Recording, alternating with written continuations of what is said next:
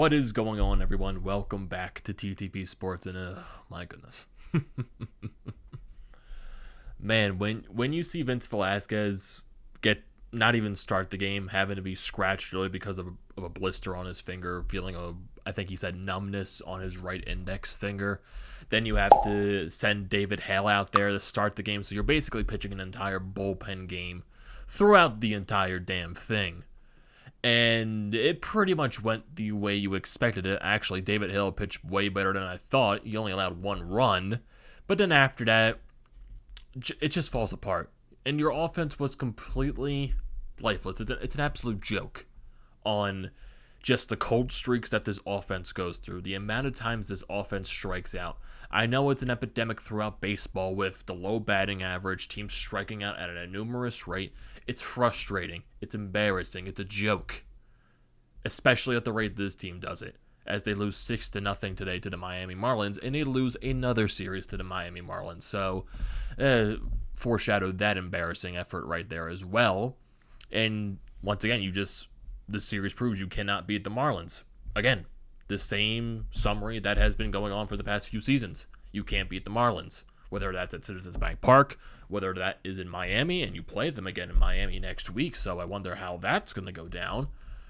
But even though I said this is pretty much what you expected from a bullpen game, can the offense at least try? Even though they are trying, but at least score. Score. Alcantara, he struggled his last outing coming into this one, and you made him look like a Cy Young candidate. I know the Marlins bullpen is the best bullpen in baseball, but come on, guys.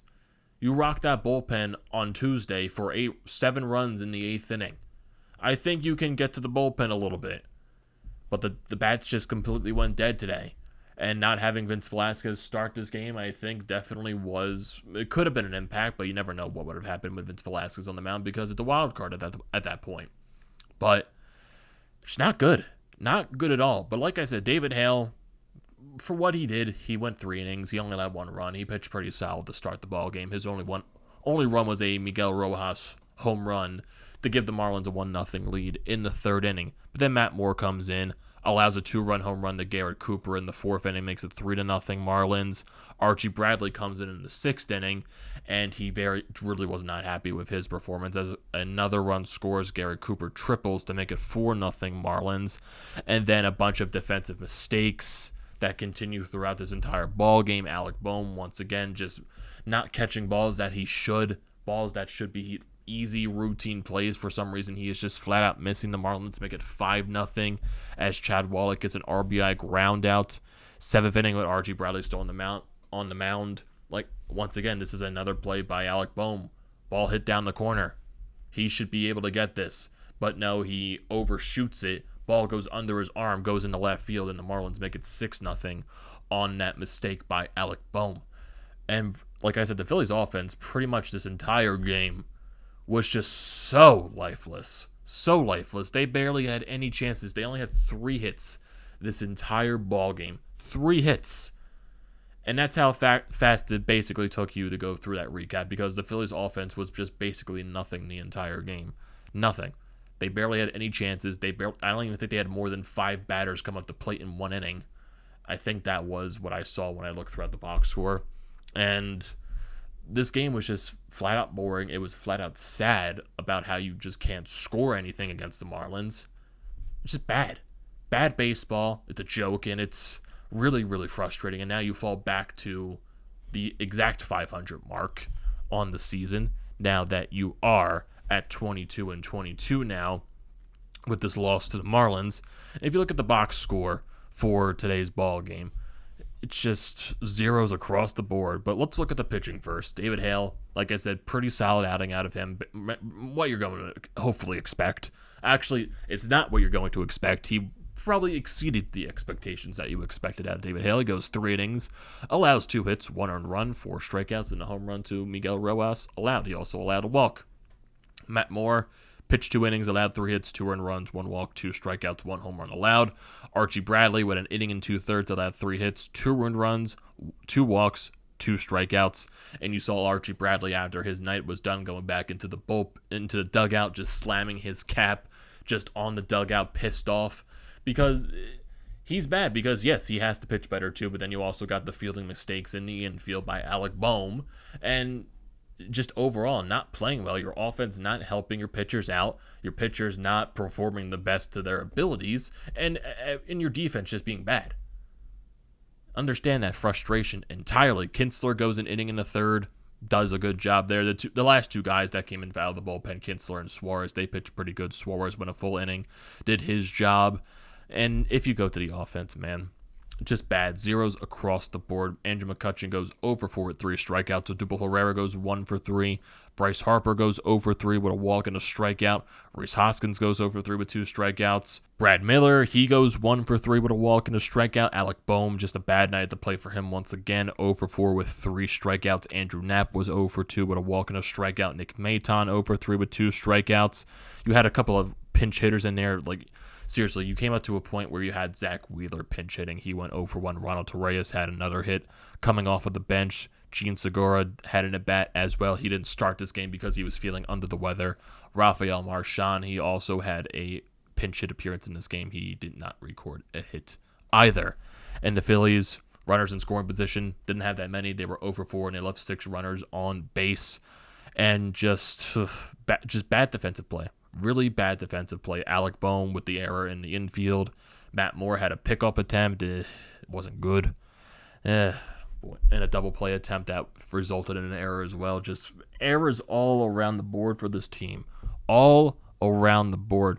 It's only recorded as 1 error in the box score for this ball game, but just the fielding mishaps are just bad. Like Bryce Harper had a play in the outfield where it looked like he kind of misjudged it a little bit, but then he ended up catching the ball. It's just, I don't understand how bad this defensively this team is. It's beyond comprehensible at this point. I just don't understand it. I really don't. But if you look at the side for the Marlins, their pitching standpoint, the Phillies struck out 15 times in this ball game as the Marlins pitchers had 15 total strikeouts. Alcantara goes 6 full innings, only allows 2 hits, 3 walks, and 9 strikeouts. And then the bullpen, they come in and do their job. Boy. It's bad. It's bad. That you lose another series to the Marlins proves once again that you can't beat the Marlins, and it's just frustrating entirely. So frustrating. And I know I said in the beginning, when you don't have Vince Velasquez, this is what you're getting out of the pitching staff when it's a bullpen game. It's just what you're going to get. But the offense, can you please just be consistent at something? It feels like you're more consistent at being inconsistent. That's what it feels like at this point. Score runs. Get hits. Stop striking out. Just stop. Make contact with the ball. Stop trying to drive the ball out of the ballpark. Make contact. Get runners on base and drive them in. It sounds so simple right there, but apparently the Phillies, it sounds like rocket science. That's what it looks like.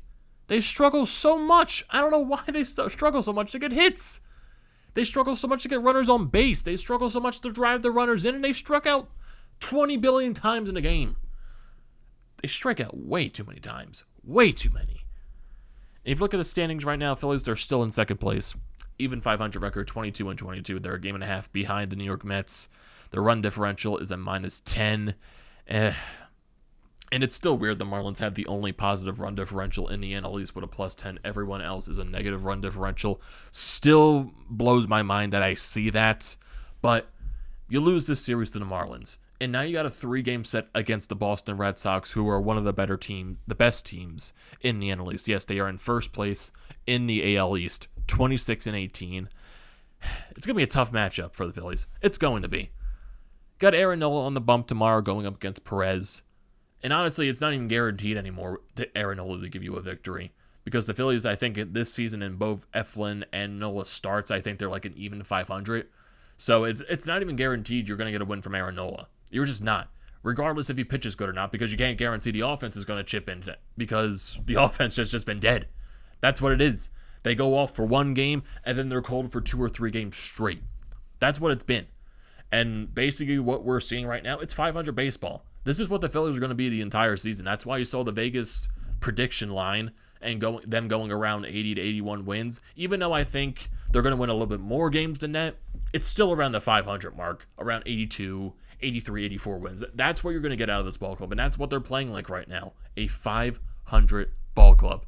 You got Chase Anderson going on the mound Sunday against Uvalde, and then when you go to Sunday's matchup, that'll most likely be Zach Wheeler on the mound for Sunday at 105 going up against Eduardo Rodriguez. And like I said, it's not even guaranteed Aaron Nola is going to give you a victory. The only pitcher it feels guaranteed at this point right now is Zach Wheeler, because Zach Wheeler has just been unreal this year for the Phillies. But honestly, I wouldn't even consider that a guarantee because he didn't get the win his last appearance when he was absolutely dealing, where he definitely deserved the victory. But, like I said, nothing is guaranteed at this point. It just isn't. Oh, boy. This Phillies team is so frustrating. It's so frustrating, man. It is incredibly frustrating. That recap took nothing because nothing happened the entire game offensively wise for the Phillies. The Marlins did their damage. They took advantage of a Phillies bullpen that was playing the entire game. And that's it. Phillies had no business being in this ball game. They had no business. They definitely did not. Oh, boy.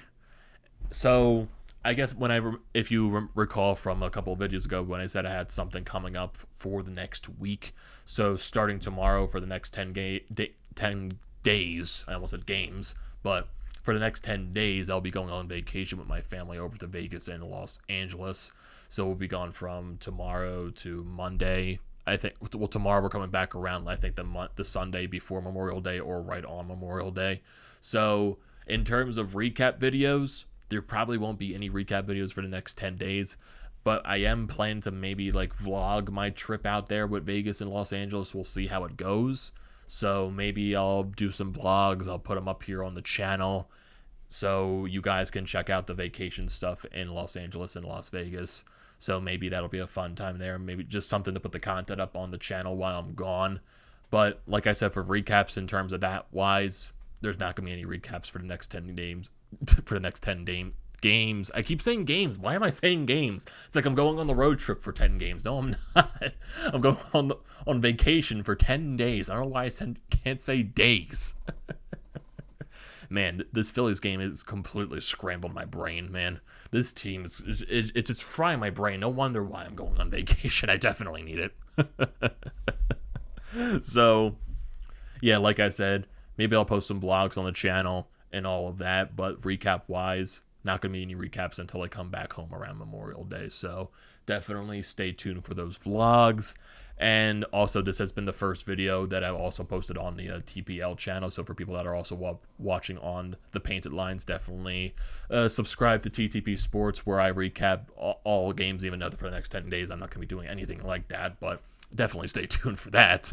But for this recap of the Phillies and the Marlins, bad game. Just a bad game. So that's going to do it for this video. What are your thoughts and opinions on this game, the Phillies' performance, the bullpen, Vince Velasquez injury, the offense just being dead?